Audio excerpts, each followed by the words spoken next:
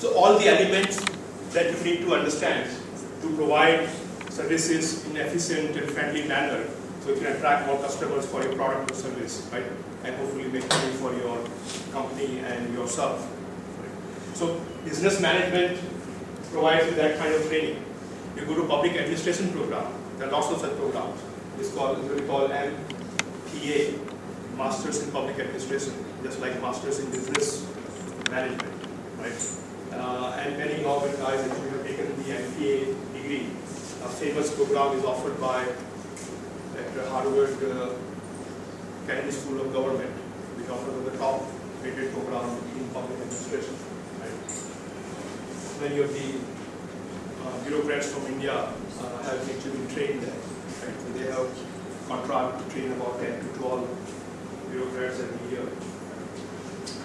So what do they teach you there? What do you guess they teach you in Masters in Public Administration program?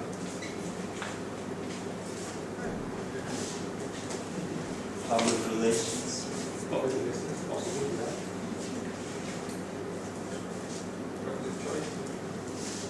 You hope. How to make a better public policy? Yeah, how to run your government more effectively and more customer-friendly manner. Right? So at least in theory, that's what they are being taught. Right? You ask yourself, how is that different from what we teach in MBA program? Not really that different. Right? So all the content of both MPA and the MBA remain pretty much similar, except for the fact that one is designed for private companies and other is designed for government departments and administrations. Right? So, and if you think about it, as time has evolved, there are a lot of functions which are performed by both state and the market. Take for example water. Okay. Water can be supplied by the market, and of course it's also supplied by the state. Now how is water provision different when it's done by a company from when it's done by government departments? Probably not. Right? In essence of delivering water, this remains the same. Right? Just in terms of cost, acquisition is different. One is funded by taxes, other is funded by fees or charges. Right? But in terms of the basics of running the operation are pretty similar. Right? And this is the sort of realization which brought this whole new discipline into being, and then combining the public administration with business management and creating a sort of one unified system of thinking about how to deliver services in an efficient and friendly manner, whether they are delivered by private companies or by government departments. Right? So that's the whole sort of logic behind the new public management. How do we create simple principles that apply to both and learn from each other to provide better services? So that's we actually have a big volume that we produce with the same title, which has a lot of case studies of how this is being applied by many government departments across the world. This is now a discipline that began in New Zealand. So the first sort of efforts to combine this was done in New Zealand, and they reformed it in the 1980s and early 90s.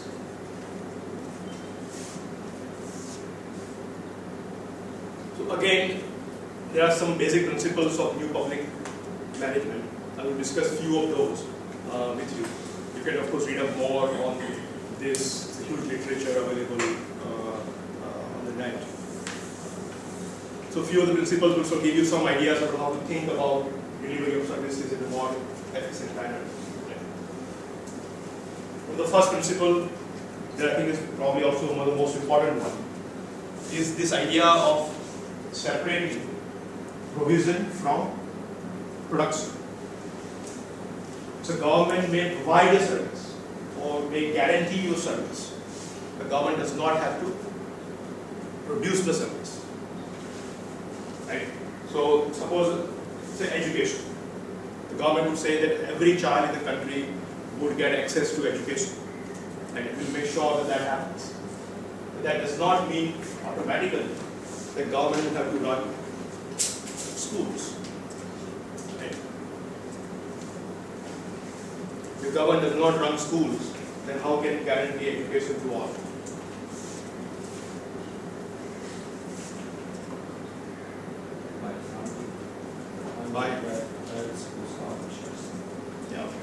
right? Did you get it? No. But funding private schools vouchers system. They can provide the money but not the service. They can pay for the service that is provided by private sector. Right?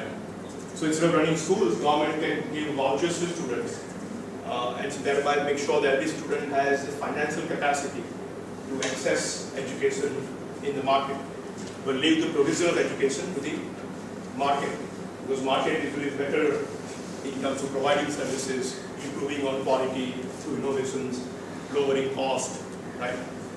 Which governments usually are not good at. But at the same time, there is a sort of social obligation to make sure that every child has an access to education.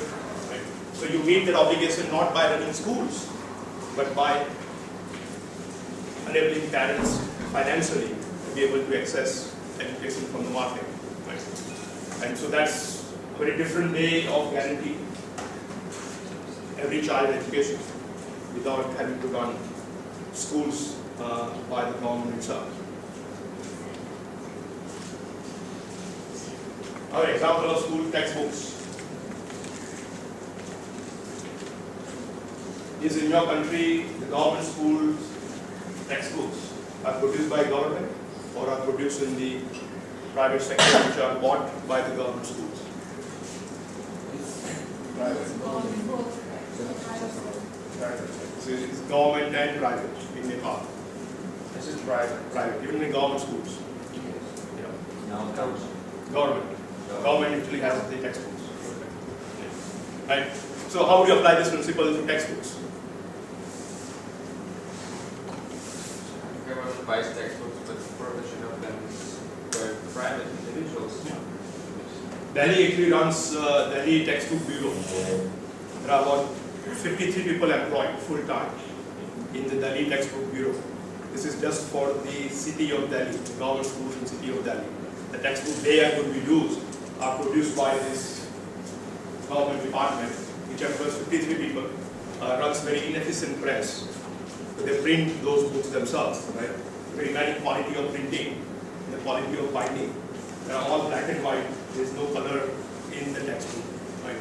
And what they used to print 25 years ago is what they print by and large today, with some change in the text and with the pictures are changed. And so if you leave government to produce textbooks, this is actually what happens. Right? So it's quite easy to see the government doesn't have to produce textbooks. Government may guarantee that every child will have a textbook, by making sure that they are able to purchase textbook from the market. So again, you see that in many of these areas, government can separate out its obligation under the law to guarantee a service from actually producing the service. Production can be left to the non-government actors. Can you think of other areas where we can apply this principle?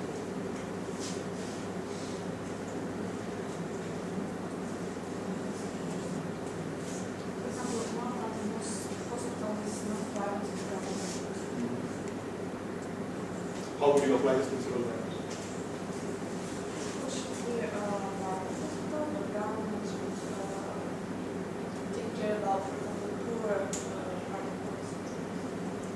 So government should run hospitals for the poor parts of the city. For the non-poor, Yeah. it should be private. Something like a vouchers or what they have in Georgia, they have a new system when they they have insurance. Mm. From this insurance they can go to any private Who pays for the insurance? government. Government pays the insurance. So government says we will cover, provide you with health insurance, right? But you can go to any hospital for treatment, and the insurance company obviously will pay with the fixed fees that they have negotiated with the hospital for your treatment, which is exactly what we are doing here. So there is a scheme called RSBUR, right, which is the long name government scheme. But the idea is that government subsidizes provision of or purchase of health insurance by the poor.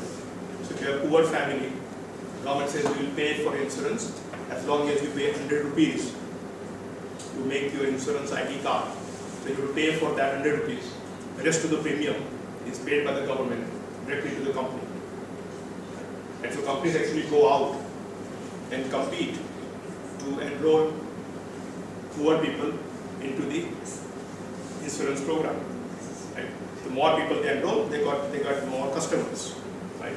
And they have to prove to government this guy actually is alive. These are his credentials, and this is the coordinates of this family. And once they do that, government pays them the per year insurance premium. And insurance companies then provide the services through private hospitals. Actually, in some states, they also use government hospitals. In some places, government hospitals are also relatively good. People do want to go there. So they contract with private hospitals as well as with government hospitals. So wherever the patient goes, they will cover the cost of the treatment. So now you can see easily that even for health care, government can guarantee health care in a sense without having to run hospitals. So here's education and healthcare, two areas where you can see how we can separate provision from production. The second item I have is ration shops. Can you figure out what that would be about?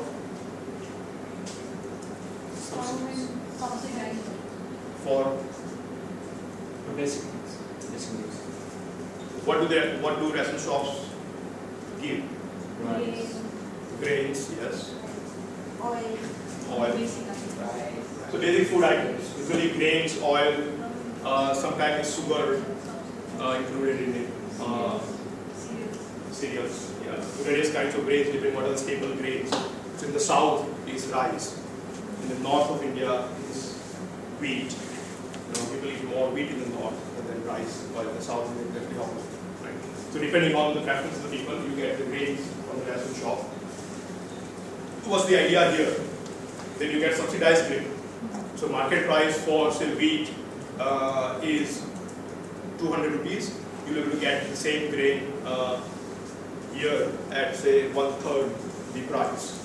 Right? There's a subsidy given by the government. Is that a good system to make sure that people have access to basic food?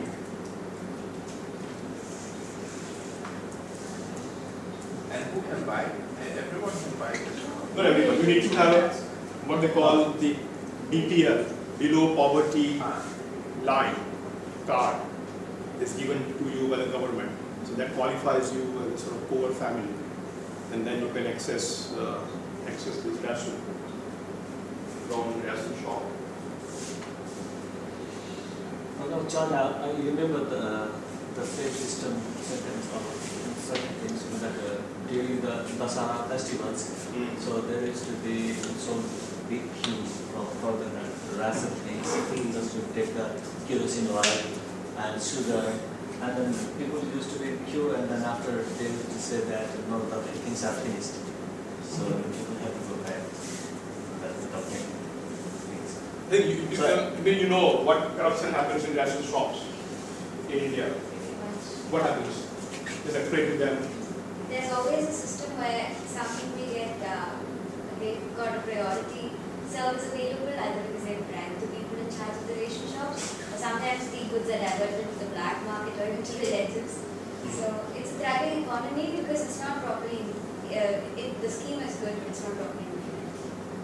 So what happens, the ration shop actually is a private shop run by a private person. Government gives that ration shop fixed amount of grains and oil, whatever is supposed to be given out, right, every month. And that person then distributes, supposed to give it to the people who have the BPL card, who come to ration shop to collect their allotment. Right? So what normally happens is that this guy, this private shopkeeper, sells the supply from the government in the open market at the market price.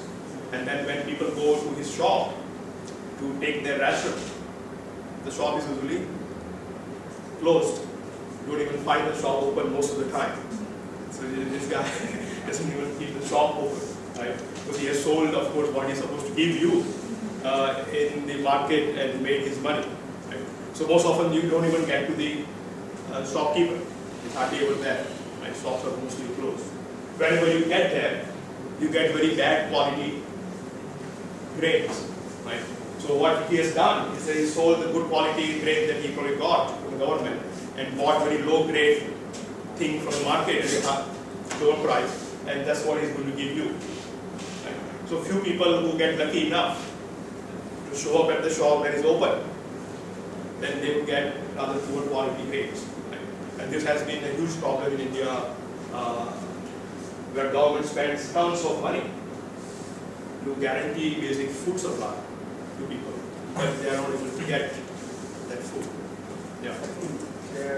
There's certain cases where people who live, who hold the BPL card, they bought it like you said, it's now 1/3 from the market price, and they sell it to others with 2/3 from the market price. It happens in Malaysia. It does. Huh? Yeah. So you also have a similar system? Not for rice, but for engine oil for the fishermen. Oh, for the fishermen for boat Yeah. oil. Oil they will use. Same thing here? Yes. Yeah, kerosene, which is our cooking fuel, which is also subsidized by the ration shop. In fact, I also wanted Parth many times in Kerala. Ration shops are closed on Sundays. Mm.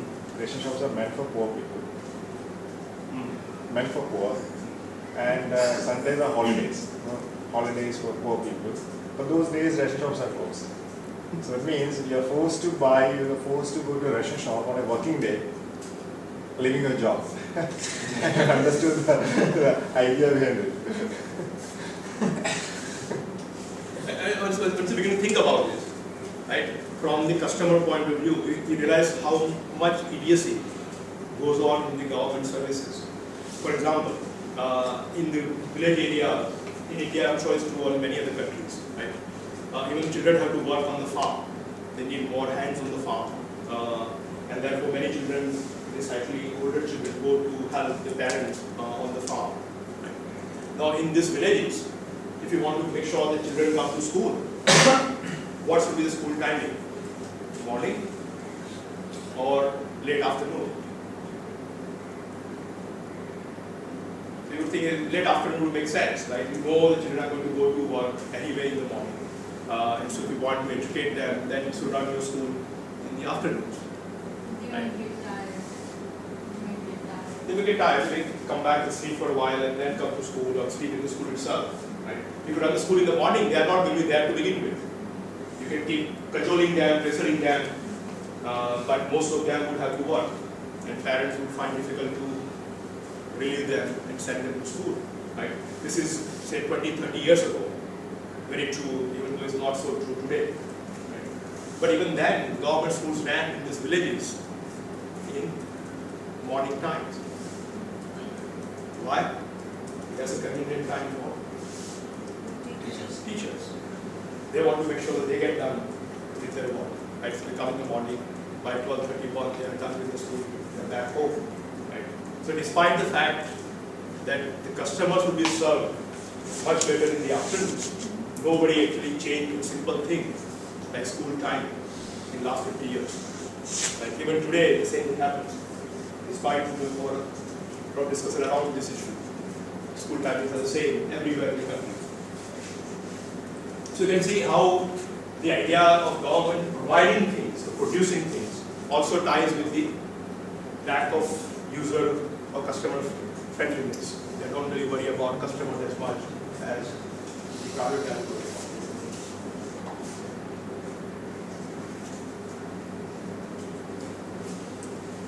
This is the sort of second principle of NPM. It says that as much as possible, the governments should use user fees to collect revenues as opposed to taxes.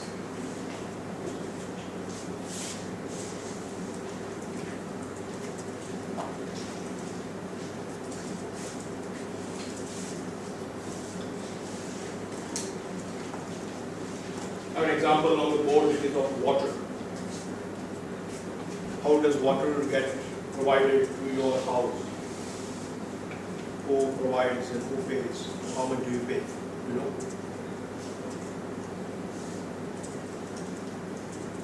Government provides it through those municipality items. We pay as much as we use. There is meter.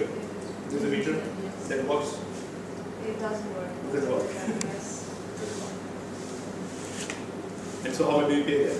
Meter is not working. No, we pay on a monthly basis. So fixed amount. Yeah, $1,000 every month. How about Well, there are some different, there are some private and public ones, but meters work. Meters work. Meters work because they are really checked all the time. There's a huge incentive for them not to work, that's why they're checked. but private and government both supply water. Yes. So you have a choice. No, not actually, the choice differs according to the municipality.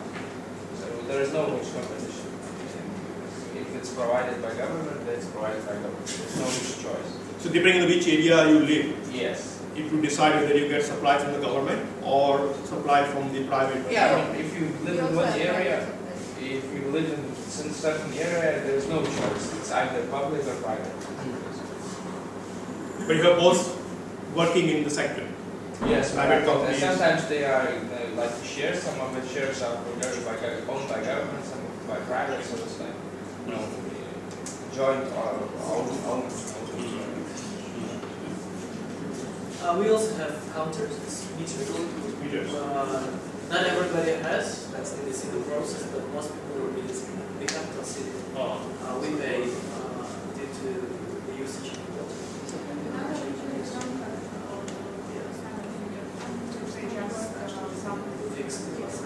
Fixed amount per month or per year. Per month. Per month. It also depends. For example, we have such a system that you should register in a house or apartment, and depending on how many people are registered for a certain apartment or house, you pay for water, for trash, etc. That's the most inefficient way of doing this, because 2 may be registered, but 10 would live, or 10 would be registered, but 1 would live.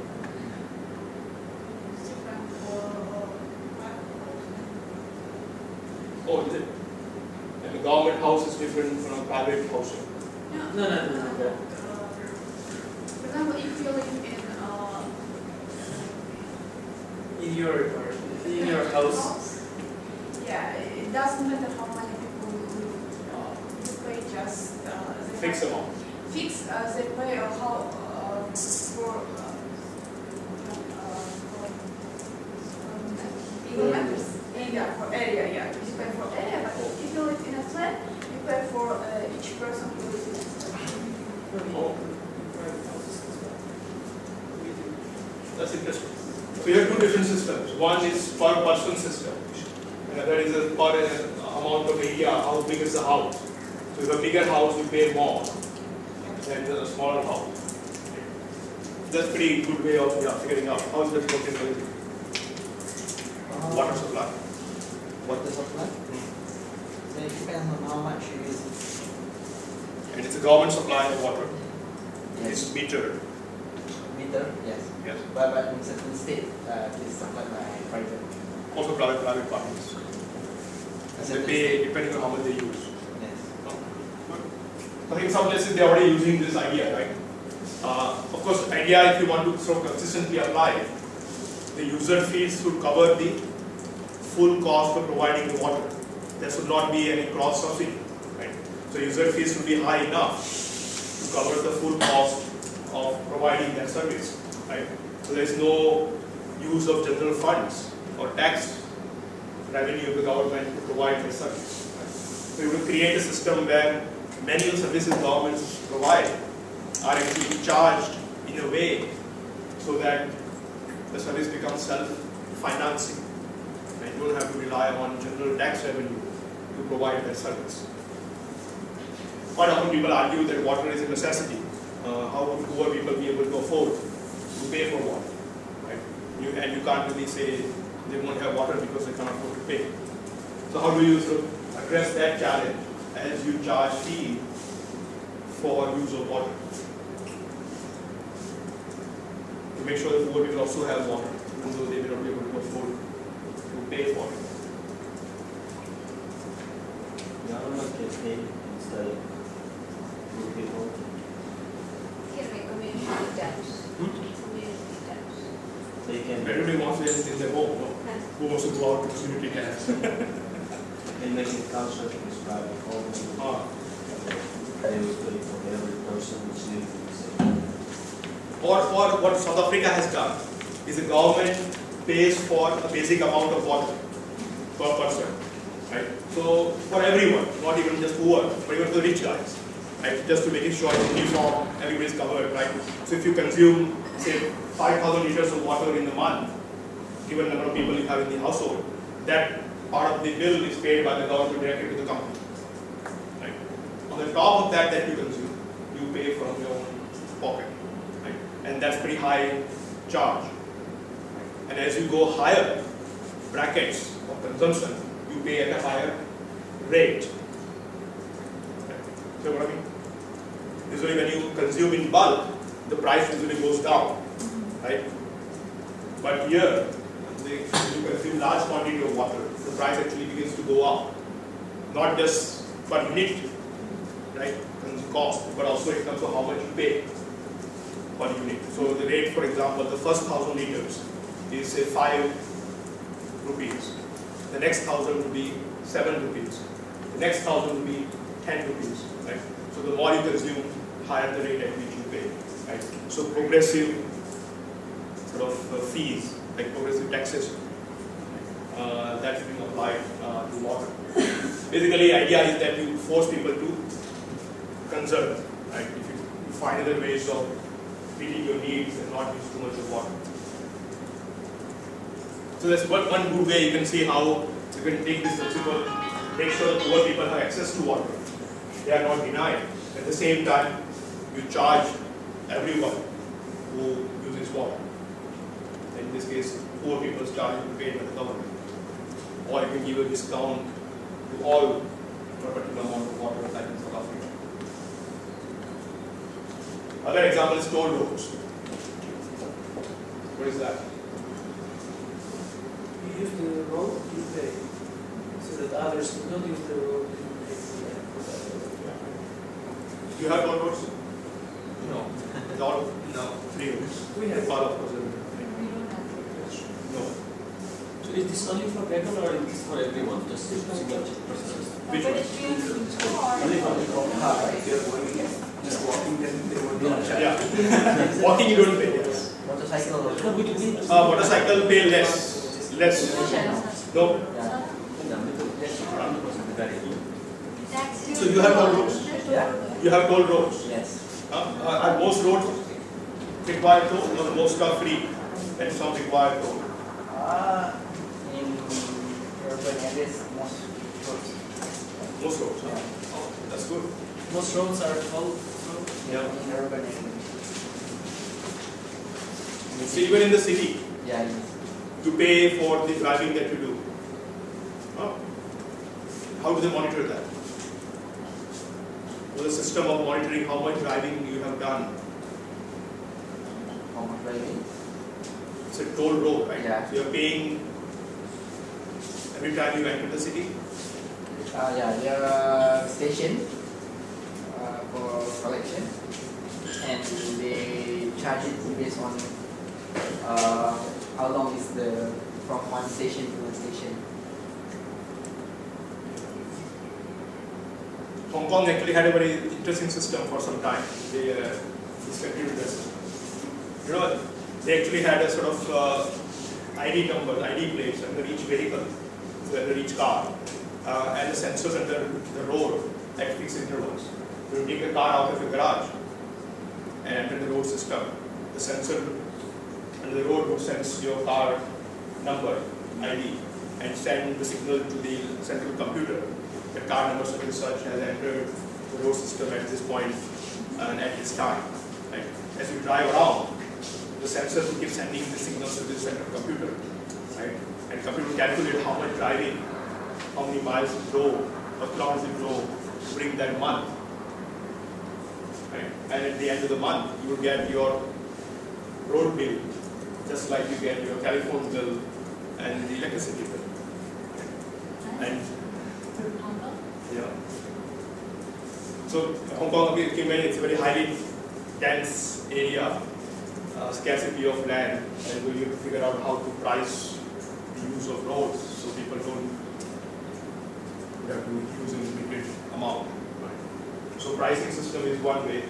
Of course, you can see that once you have the system in place, you can raise the prices at different points in time during the day.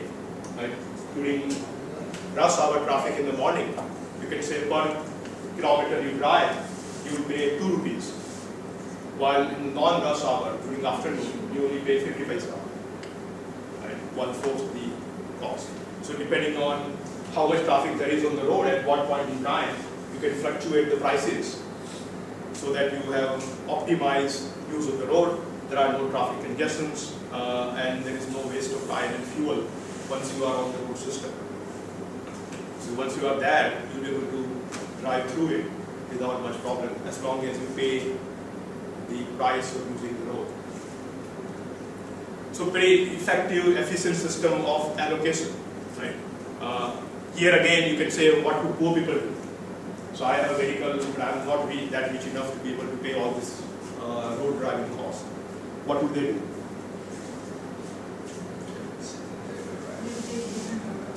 You take a different road. Build a separate road for the poor. You have to buy a vehicle that flies. Hmm? You have to buy a flying vehicle.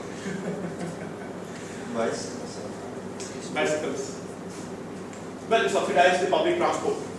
So the revenue is generated by charging fees from the private vehicles, right? You use that revenue to create better public transport, and therefore people, not just poor, but also rich people can use public transport because it becomes very convenient for them also. Right? So there are ways in which you can sort of design a system that works for everyone. People who can pay as well as people who cannot pay.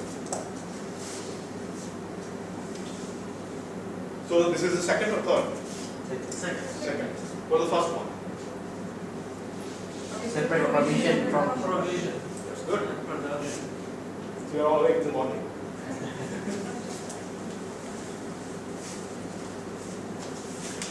Third.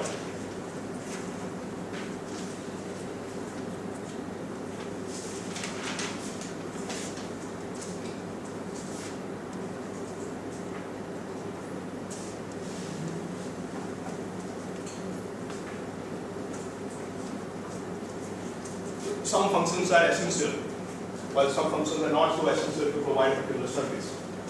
Right? And so the non-core, non-essential functions can be contracted out. Right? Say for example, government hospital. So government may want to run a hospital, but it has a lot of other functions other than treating the patient to run the hospital, which can be contracted out. Right? So treatment can be kept in the hands of the government. Government hires the doctors to make sure the doctors are qualified and provide proper treatment. But say for example, cleaning of the hospital, sanitation services of the hospital can be contracted out. Right? There are ways in which you can contract out services, and that will provide you better service at lower cost in most cases. Look at classes.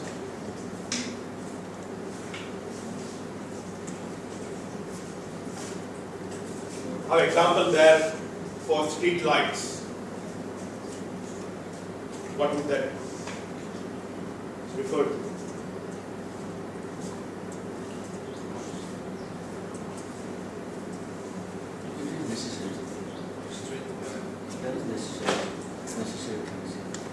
How would you, the idea is to contract it out, right? Yeah. So the street light maintenance could be contracted out to private parties, which is now done in many cities. And the government doesn't have to do itself, and the government may maintain the roads, but the other functions can be contracted out. Like in Chennai, they have contracted out the road cleaning services. So road building, construction and maintenance is in the government hand, but to clean road every day, that is being contracted out. Right? So you are able to use private efficiency and focus on quality more effectively to get better service. So similarly, you can see the example actually from Jaipur office. You remember this? I mean, photocopy. The government office in Jaipur. Yes. What happened? What happens? You talk about some incident which I don't remember. So I was giving this similar talk to government officers in the city of Jaipur, Rajasthan government. So one of the guys pointed out that he actually used this principle in his own office, and it was for photocopy in the government office. So the district head, no, they had their own photocopier. They had hired a person to run the photocopier machine. Whenever government people need the photocopying done, this guy would do it for them. But the guy would hardly ever show up for work. And whenever he was there, he would not be at the photocopier, he was somewhere else in the office. So despite having a photocopier machine and a person hired to just to run that, he said, I could not get my photocopying done when I wanted to do it. So what did he do?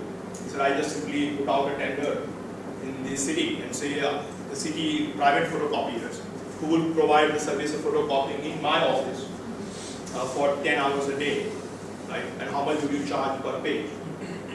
So of course various companies bid for the contract, and he got a copier machine privately provided, guy who runs the machine, right? And he said, I now have perfect service for the whole time during the office. I can get my photocopying done on demand. So I give it to this guy, he's always there, does copy because I pay a number of pages I copy. Right? So contracting out of the photocopying service to a private party allowed him to get his official work done. And it was difficult to do when he had government photocopier and a government employee to run it. So things of that kind, right? So what I'm trying to tell you is even if people don't know the principle, they can begin to apply that through their own experiences. And there are many examples of such applications that may exist within your own country. Quite often people don't really notice those. But bringing them to notice of the other officers would be very helpful. I'm sure every officer has a similar problem in most government offices.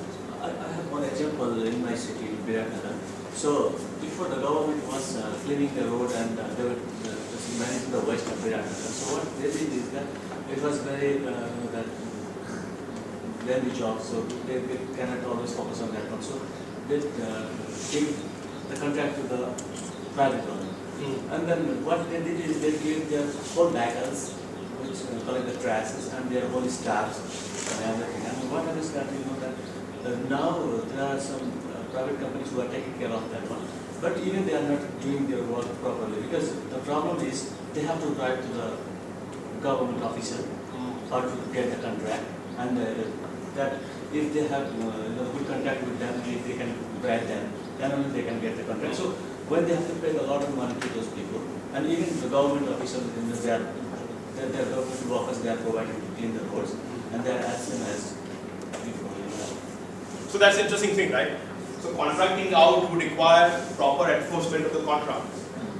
Right? So government would have to have capacity to enforce the contract in a sort of clear, transparent, and forceful manner. And you are right, you can just bribe the government officer, and then you get your payment without having to do the work. So you don't clean the Viratnagar, but you get your payment from the government without doing your job. Right? So that is an issue, and in many countries like ours, that is a serious issue. There is not capacity within the government to enforce such contracts, and which is one reason why some of the PPP, the public-private partnership models, are getting bad name, because private parties and government officers collude. They make money for each other while ripping off the public. And so that certainly is an issue that has to be addressed. We have a couple of cases of toll roads in India where this has happened, where a private company got very sweet deal for themselves and nobody noticed the fine print in the contract, right? So of course they knew about it. The government people probably knew about it, but they signed on nonetheless.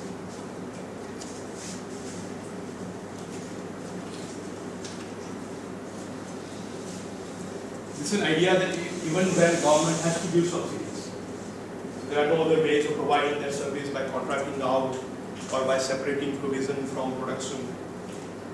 And area is such that you have to give subsidy.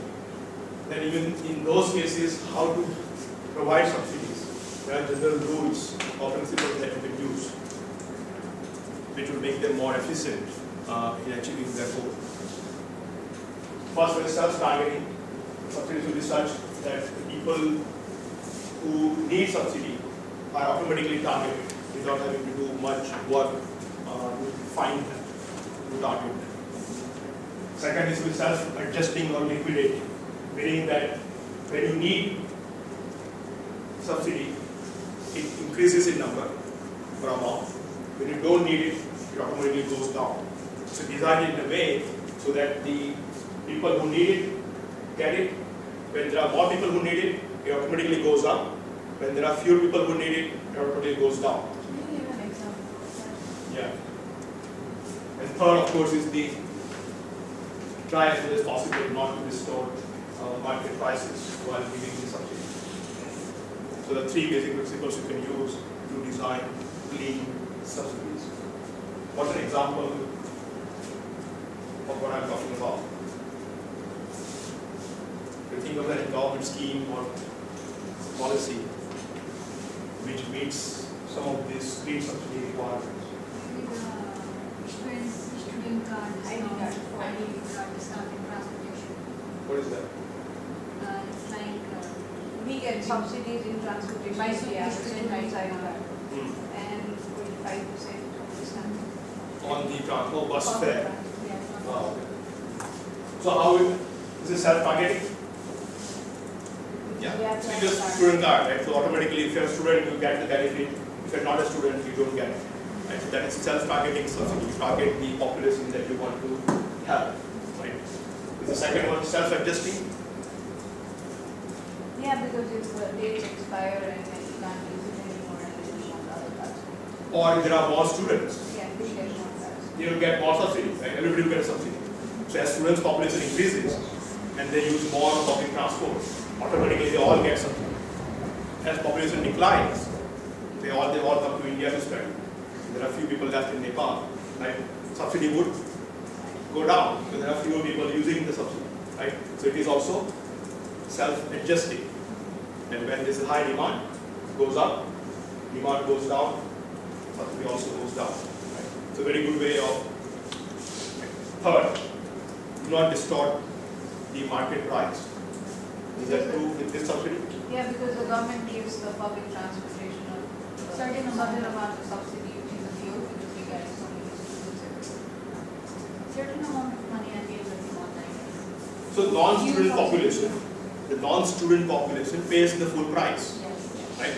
So market price for remaining members of the remaining population that uses public transport remains the same, right? So you're not distorting the price for everyone by subsidizing students for the transport cost. Right? So actually this is a very good example of a clean subsidy. Right? It meets all the three requirements of clean subsidy. Give you an example where it does not. One good way of thinking about Subsidy on petroleum products. how does it work.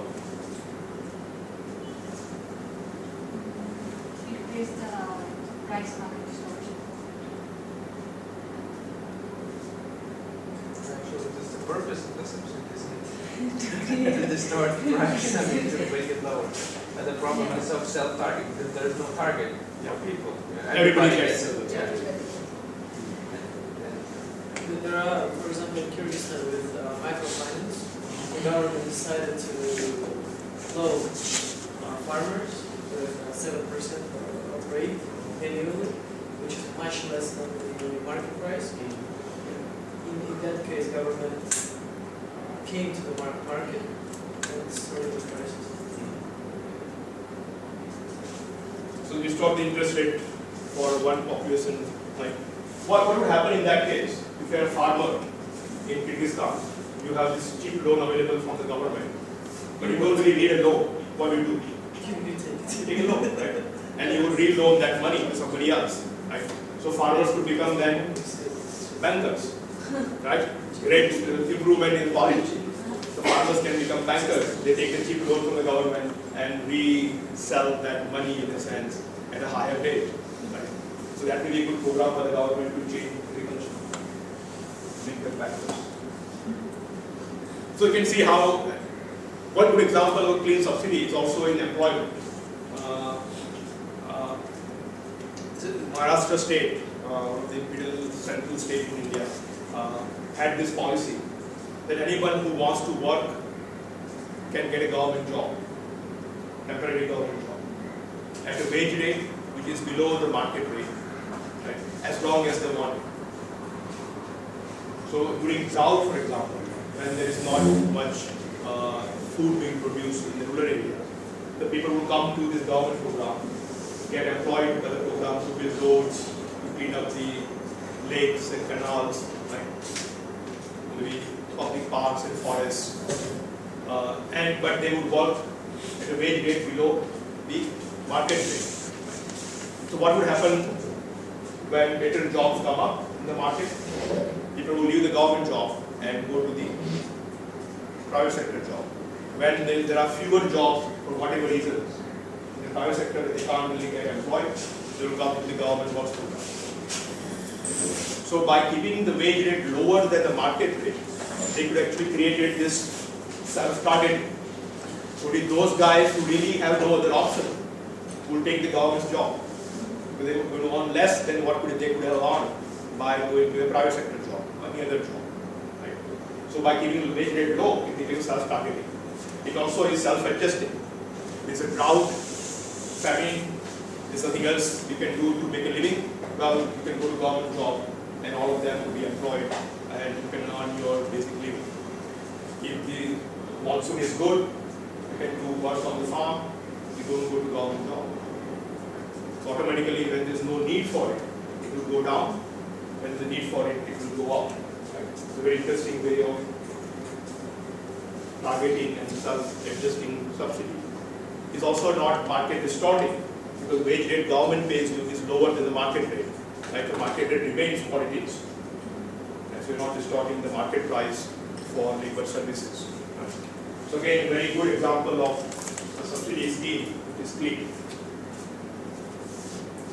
So government of India took this idea and implemented that at a national level from Maharashtra, from one state.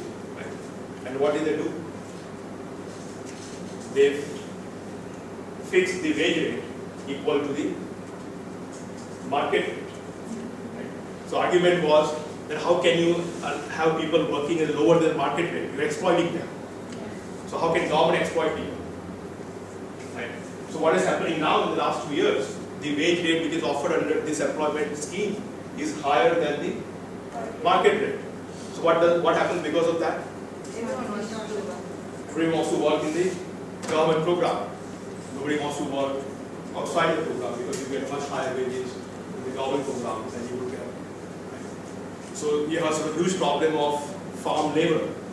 The people are not willing to work on the farm because they get better wages in the government scheme. And all the other purpose incentives that come with it. So very good idea when it was done by one state. When the idea was picked up by the national government, they changed one simple rule of the scheme. And you can see by changing that one rule, they destroyed the whole scheme.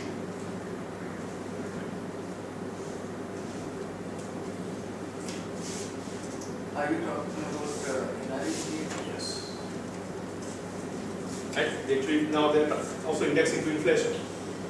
Now no private sector job is indexed to inflation. Even lack of labor for industrial labor. So recently I met industrialist in Jaipur. He says his one unit which used to have 1,500 laborers now have only 50 laborers.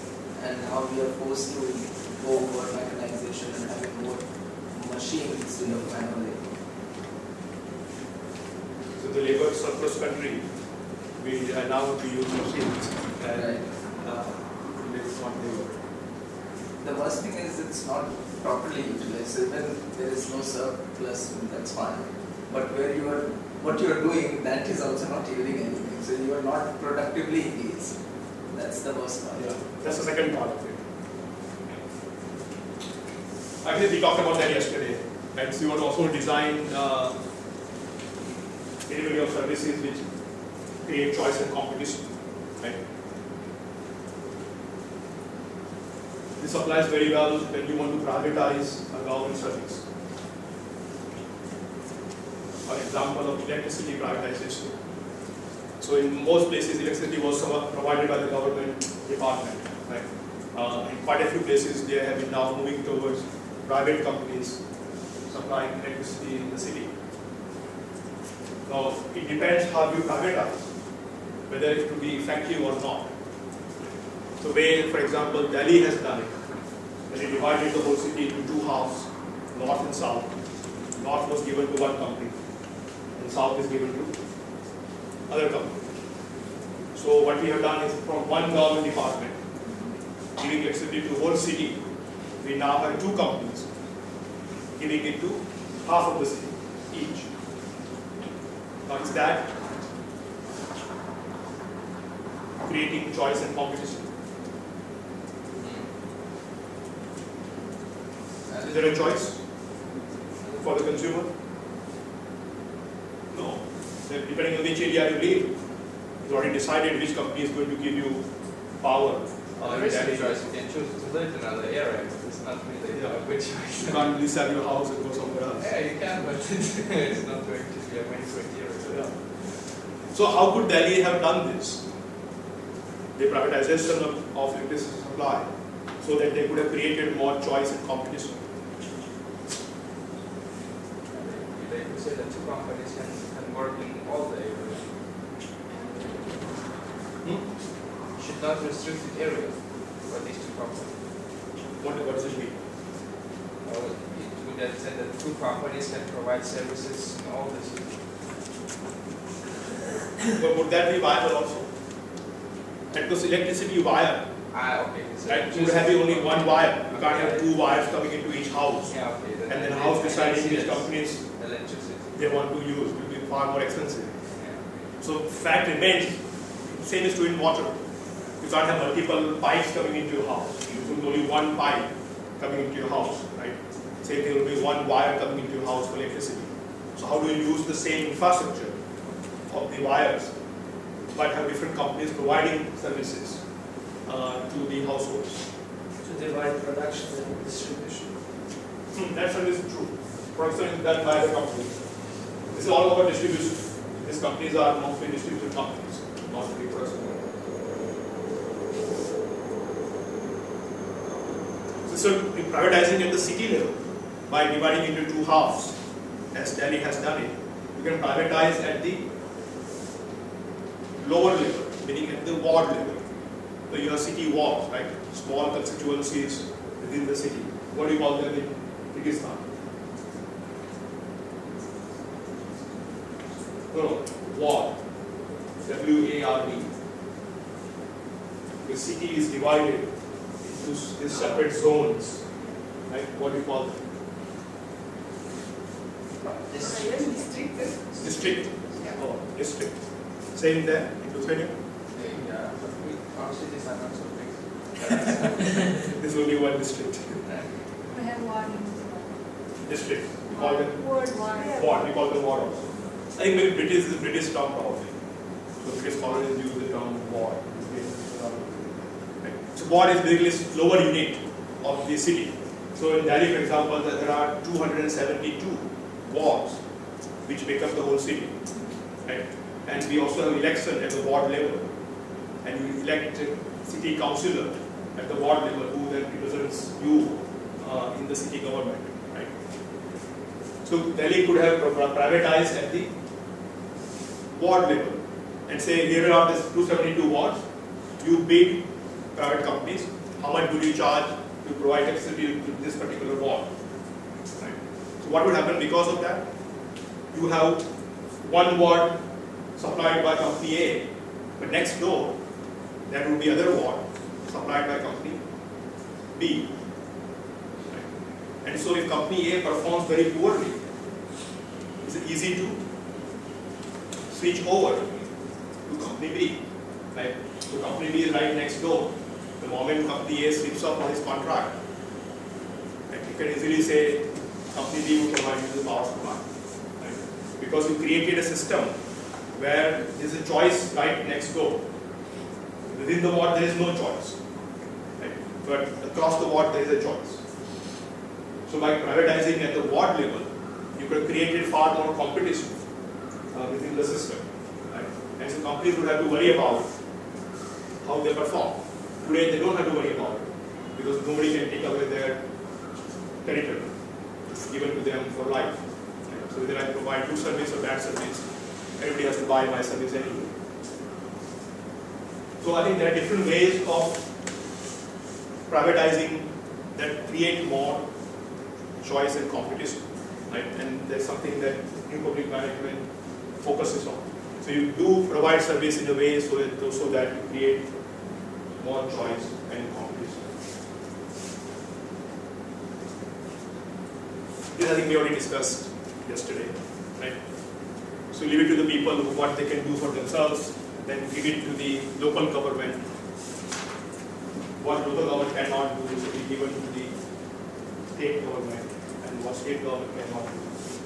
What those things should be given to the national or central government. Right?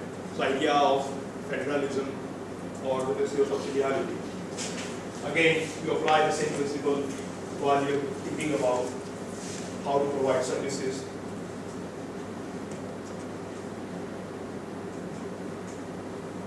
A few ideas I have here, I'm not sure how it applies to your countries. So these are the ideas in terms of quality of government service. So how do we make sure the government service remains transparent and of high quality? Meaning how do we hold government accountable for the services that it provides? Have you heard of Citizen Charter? Yes? You have it? See, but I don't understand what is Citizen's Charter. So then you don't have it. Do you have them in Nepal? No? No, right? Oh, great. India is a part here. Not bad. Citizens Charter is basically a promise by the government department about the quality of the service. For example, water department of government would say that water that we deliver to you would be of this quality. So they can be held accountable if the water is poor quality than that. We have individual contract with each organization. For example, with water we have that. We have with them some contract. Each person, each citizen has this contract. And also about electricity, we have some contract with electricity. And then yes, they have some rules, what they can do, what they cannot, what they can ask about. Does it include also, say, repaired services? So for example, somehow the water pipeline breaks and the water stops in my house. So in the Citizen Charter, it will say within 48 hours of your filing a complaint, the government department will resolve the complaint. Right? If not, then there is a fine imposed on the department. Right? That's part of Citizen Charter. Right? So quality of service not just of the regular service, but also when service breaks down, what would happen. Right? So all promises are being made by the department to the citizens about the quality of their service, what they can expect them to do. Right? So that is this Citizen Charter. Do you have this available online? The contract that you signed? No, it's not available, but every citizen, for example, I have three contract with government agency about water, it's water and cold water, about electricity and about gas. these three provided by government and airport technologies. And for example, we change, they have some changing in concept of electricity, and they in contract they need to inform me to 1 month before that the jobs will happen. Yeah, always. So that's the idea of citizen charter, right? So even when government provides a service, you find a way to hold government accountable for the quality of the service, right? The other one, that's the report card system. This is one of the NGOs in Bangalore came up with this idea that you go around asking the consumers to rate the service. So every year these guys go out and say, ask the people who use government hospitals, how was your experience? The doctor attended to you, were the medicines available to you, was the quality of the hospital clean or not, right? So all those questions you want to ask about the quality of the service. They will do this survey every year to produce a report for the public and for the government. Right? So you can see year by year the government is improving service or service is going down. So by report card you are putting a light on the quality, and by focusing on the quality, creating a debate around that issue, you can begin to get government to focus more on improving the quality. Right? That's the other approach of report card.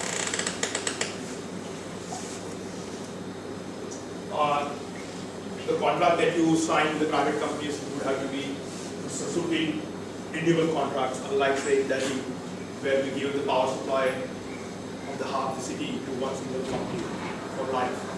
Right? So the company now has pretty much monopoly on supplying power to the half of the city.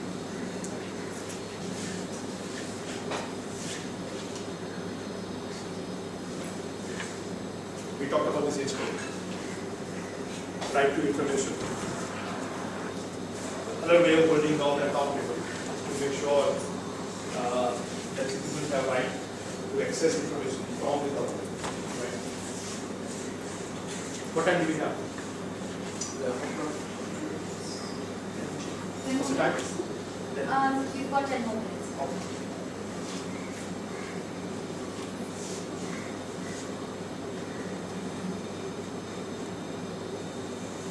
When government procures goods and services from the private party, you have to think about how to create a procurement system which is efficient and short-spurred. There are some of the ideas that have emerged through experience. How you can create a procurement system which is efficient and transparent. Have you heard of this thing? False Claims Act. Are this in India? But different countries. First one is in the US. In the US, there is a sort of law that says that if you cheat a government department because of a false claim about your price or about your quality of service to government department, then you will have a much higher penalty. Right. So basically, the idea is that the government department will not be able to judge very well the quality of the service provided. So if they cheat you, they pay a much higher penalty than say when they cheat private citizens. Right? So cost is much higher. So False Claim Act is an old act in the US which puts extra penalty on private providers to the government. So that's extra penalty that you pay. The second one is whistleblower protection law. That you must have heard of. What is that? A whistleblower is somebody who gives evidence or who talks about issues that I think people like covered up. An RTI activist is an example of a whistleblower. So the Protection Act, in most countries try to afford some sort of protection to these people so that they're not brought out into the public and they don't face the consequences of coming out against corruption or exposing government scandals, whatever the case may be. Okay. So private company is doing something wrong on contract with the government. So they're supposed to provide service or goods to government, right? Who would know about it? Most likely people who know are the people working in that company, right? They will know what they are doing wrong, right? So if somebody wants to blow the whistle on what company is doing wrong, then that person should be protected. So we provide protection to that person. then he and many others like him would be willing to come forward and say, this is what my company is doing, which is not really right. So there is sort of laws in many countries which protect employees of private companies as well as employees of the government when they blow the whistle and when they expose something that has been done wrong. And so this is one way to encourage people to be able to come out and forthright about what's wrong being done, right? Either in the private company or within the government. But how much the protection that he can enjoy, because I think when the company knows that he reveals some document and they will sack him. So one thing that's been done in many countries, so if they sack him, the penalty the company would have to pay, some part of penalty will go to that person. Right? So for example, company did something wrong, government, he blew the whistle, court decided the company should pay the fine of say $2 million. Right? And the Whistle Protection Act would have a clause which would say that when the fine is collected, part of the fine, say 25% of the fine, will be given to the person who blew the whistle. Suppose the court decided otherwise. Suppose the court decided otherwise. They don't, they acquit the company. What will happen to this? Well, most likely he has blown the whistle because he knows company has done something wrong. Right? Otherwise, so he has no reason to blow the whistle. But there is a other chance also. Sure, there is a chance, yes. Right. And that's a chance he has to take.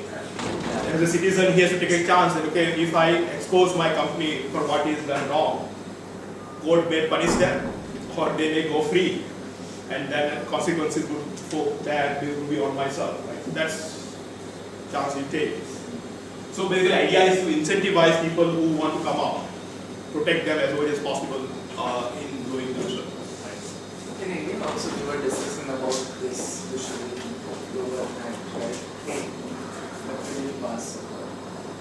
No, for India.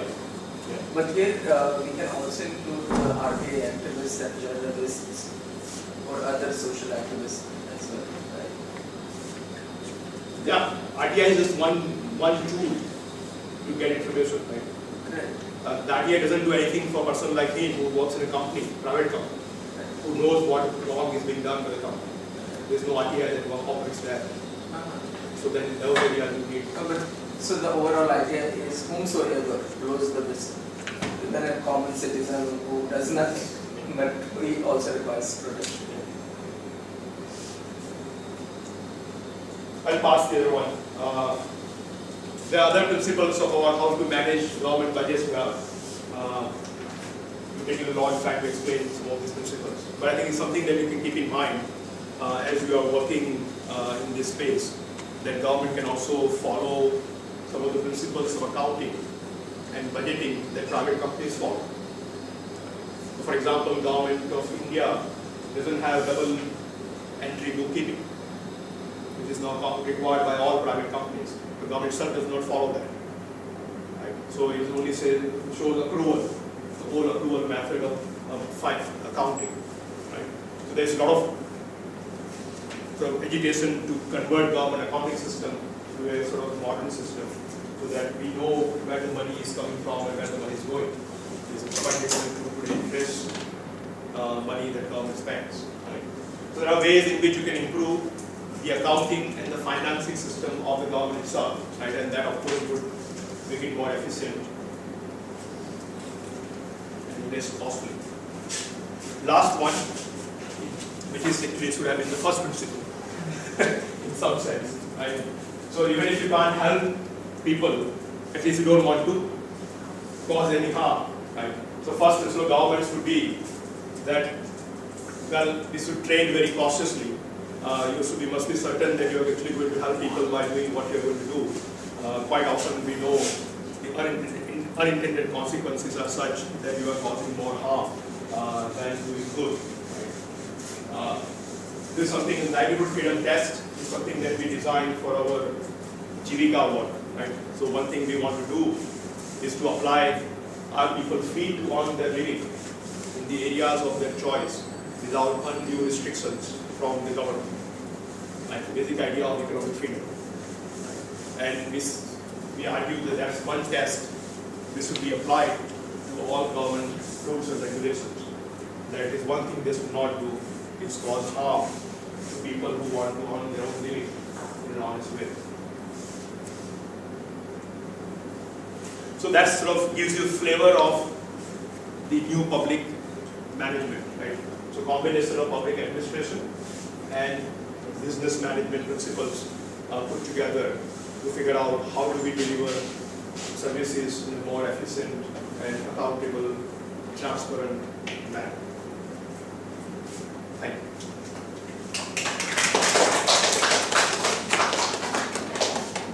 Any questions?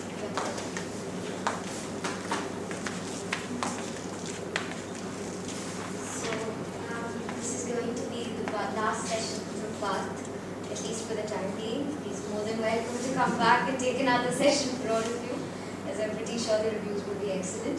So once again, thank you Parth for coming down here and taking class for our participants. On behalf of Summer School and on behalf of the participants, we'd like to thank you. It's been an interesting session, and as you can see, 2 of our interns have attended it as well. Kiran and Reenu, they've also learned quite a bit. I'll be passing on the... Before that, I will also thank Parth on a personal level. 2 reasons. One is the summer school idea, the research methodology idea that we started discussing about summer school idea. Parth contributed a lot to the shaping up this whole program. So we met a couple of times in Delhi, and Tom was also there in Delhi for 1 meeting. So we deliberated on the kind of sessions we want to conduct here during summer school, and also kind of speakers, kind of topics. So thank you very much, Parth. All your support, guidance helped us to shape this summer school pretty well. I hope I'm going to be evaluation ahead, so it's too early to say. But last 40 days, 30 days experience, really, it's really encouraging for the organizers and also the participants. So I hope we'll keep this momentum till the end of the program. So thank you very much. And finally, I will thank Parth, because CCS, Center for Civil Society, helped CPPR all these years, helped us learning a lot of learning from CCS all these years. So looking forward to continue that fruitful association with CCS in the years to come. It's for mutual benefit. Yes. Thank you. Thank you. And I think you have my email address. My email address is parth@ccs.in. The CCS is Center for Civil Society.in, for India. And the first name is the system we follow at CCS. So for example, for Amit, it's amit@ccs.in. Right? So feel free to send an email. Hope we stay in touch as you begin to implement some of these ideas.